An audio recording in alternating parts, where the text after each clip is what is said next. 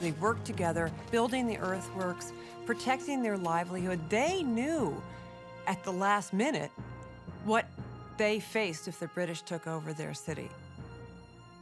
The responsibility of galvanizing the American military presence falls to a young commander, Major George Armistead. He already knows what will be the target of a naval attack, Fort McHenry in Baltimore Harbor. Major George Armistead, 38 years old, artillery officer. Armistead is ordered to Fort McHenry by the Secretary of War. Fort McHenry guards the entrance to the city of Baltimore. This is the key defense, and this is a vital role for Armistead to take command, and he loses no time in making defense preparations. Those efforts now include turning to the people of Baltimore once again and asking them to make the supreme sacrifice for their city. Think about the merchants of Baltimore. They were willing to sink their own ships, their livelihood, to protect the harbor of Baltimore. With these sunken hulks in the harbor, the British warships could not get any closer. They created a man-made reef that protected the rest of the city. Armistead immediately orders 2 tiers of earthen shore batteries built and the mounting of 60 artillery pieces. We are ready, except that we have no suitable ensign to display over the fort. And it is my desire to have a flag so large that the British will have no difficulty in seeing it from a distance. Armistead sends an order for a large garrison flag and a smaller banner, known as a storm flag, to Mary Pickersgill, a maker of colors in Baltimore. The War Department pays her $574.44 for the 2 flags. The larger one, made of light wool bunting, measures 30 feet by 42 feet. This was one very large flag. It took more than Mary Pickersgill to pull this off. There were 7 women living in that house with her, and her daughter Caroline relates this story in a letter she writes. The flag is so very large. My mother was obliged to obtain permission from the proprietors of the Claggart's Brewery to spread in their malt house. And I remember seeing my mother down on the floor placing the stars. My mother worked many nights until 12 o'clock to complete it in the given time. Soldiers hoist the new stars and stripes over Fort McHenry, capping the defensive preparations of Baltimore. As the largest flag in the country, it satisfies Major Armistead's order. The British will have no difficulty in seeing it. By 10 o'clock p.m. on September 10th, the city settles in, the entire area shrouded in an eerie silence. Everyone in Baltimore is aware of what is at stake. Now, the only thing they can do is wait.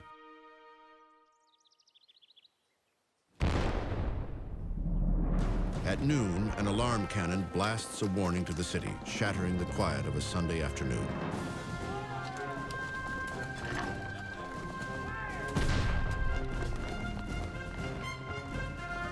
Lookouts have sighted the British fleet off North Point. Some citizens respond in panic. Others rush to defend the city.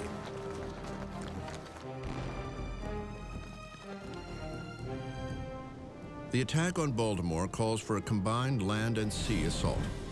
By 7 a.m. the next morning, as 50 naval ships head up the Chesapeake, 4,000 British infantry troops and Royal Marines form at North Point and begin their march to Baltimore.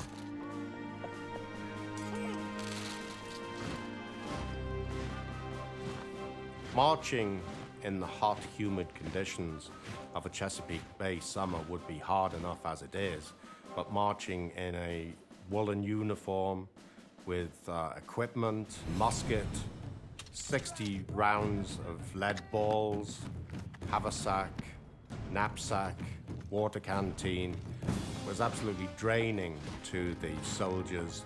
A number of them died by the side of the road. Undaunted, British Commander Major General Robert Ross, flush from his overwhelming victory at Bladensburg and the burning of Washington, presses on. When informed that militia make up the majority of American troops, he declares, "I don't care if it rains militia." He will soon regret those words. This time, Ross will face off against American General John Stricker, a leader with a very different attitude than his colleagues in Washington. Stricker is determined that this time the militia won't run like sheep chased by dogs as they had outside the Capitol. Outnumbered, outgunned, and knowing that they are now facing the best army in the world, Stricker instead gives his men a different order: attack. The militia are not prone to stand a bayonet attack in the daylight, let alone in the dark, so Stricker realizes he must act. He sends an expedition forward of riflemen, cavalrymen,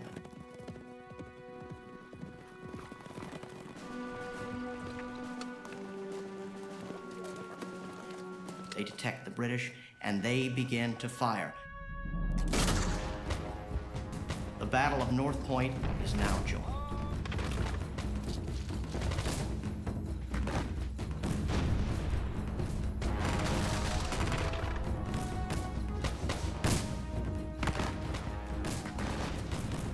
As the fire intensifies, General Ross rides up to assess the situation. When he turns to rally the light infantry, one British lieutenant recalls what happens next.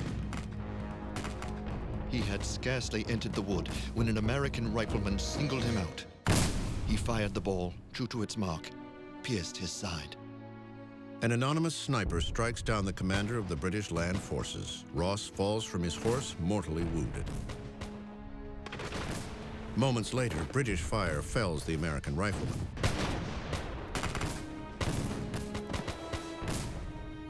Growing weaker, Ross issues his last order. He yields command to Colonel Arthur Brooke, then dies. News of Ross's death quickly spreads through the ranks.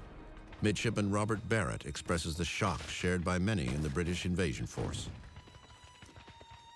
I can vouch that the lamented Major General Robert Ross was regarded by all ranks as a chivalrous hero whose humanity and bravery were equally conspicuous, and that his memory will never die in the regiments he so often led to victory.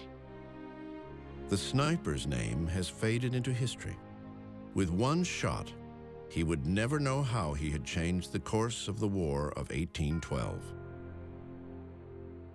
The tragic death of Ross affected the British Army in a very significant way. He was a known quantity. They knew what they could expect from him, and they trusted him. The British Army at this stage were in something of a quandary. For the British, Major General Ross's death means more than just losing a leader. What was once an invincible juggernaut has experienced the first chink in its armor. Imagine if Eisenhower had been shot the day before D-Day. That's what happened here. Ross was killed by a sniper, and the organization went into shambles. Men who really loved that general weren't so quick to turn to his replacement for leadership.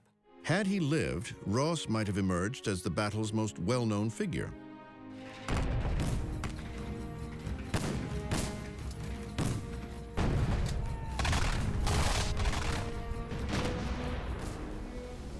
But now, that distinction will belong to a lawyer detained on an American truce vessel several miles away. His name, Francis Scott Key.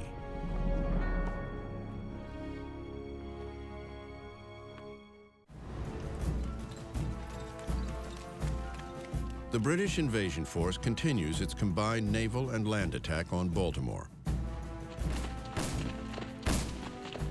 Their battle plan suffers a significant early blow when a bullet from an American sniper kills General Robert Ross. The loss of their commander has sent shockwaves through the British Army. Ross is temporarily replaced by Colonel Arthur Brooke, an able but cautious leader. The British quickly realize that this will be a very different battle than the one just a few weeks earlier. Brooke is in a quandary. He's against a much stronger American position than at Bladensburg. Stricker knows his business. Stricker anticipates Brooke's moves. He seems to read him like a book. As a result, every time the British columns move against the American position, Stricker dispatches troops in reserve to flesh out and harden up that defense.